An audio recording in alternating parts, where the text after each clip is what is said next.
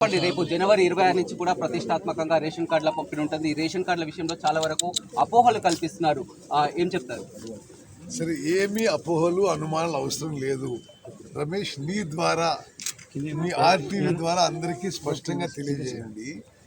26వ తారీఖు ఈ రేషన్ కార్డుల పంపిణీ ప్రక్రియ జస్ట్ మొదలవుతుంది. ఇది ఒక నిరంతర కార్యక్రమము.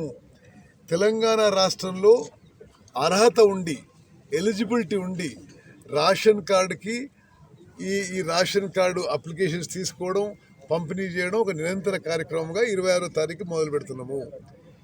సోషియో ఎకనామిక్ సర్వే ఆధారంగా చేస్తున్నాము. ప్రజాపాలనలో తీసుకున్న అప్లికేషన్స్, ప్రజావాణిలో తీసుకున్న అప్లికేషన్స్, మరి ఈ సేవలో గతంలో పెట్టిన అప్లికేషన్స్తో సహా లిస్టులలో పేర్లు లేకుండా ఉండి అర్హత ఉంటే గ్రామ సభలో అప్లై చేయండి. మీది కూడా మరి ఎలిజిబిలిటీ క్రైటీరియా ప్రకారం పరిశీలన చేస్తాము. పంపిణీ కాకముందే ఈ రూమర్స్ ఎందుకని సార్?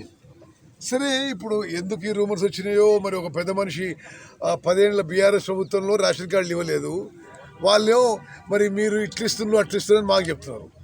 మరి సోషియో ఎకనామిక్ సర్వే ప్రకారం ఇవ్వాలన్నా, మరి ప్రజాపాలన మేరక, ప్రజావాణి మేరక, ఈ సేవ మేరక, గ్రామ సభల మేరక అన్నిటికీ ఎక్కడ అప్లికేషన్ వచ్చినా మేము తీసుకొని పరిశీలన చేసి, ఎగ్జామిన్ చేసి, స్క్రూటినైజ్ చేసి రాష్ట్రంలో ఎలిజిబుల్ ఇచ్చిన వాళ్ళకి, అర్హత వాళ్ళందరికీ రేషన్ కార్డు ఇవ్వబోతున్నాం.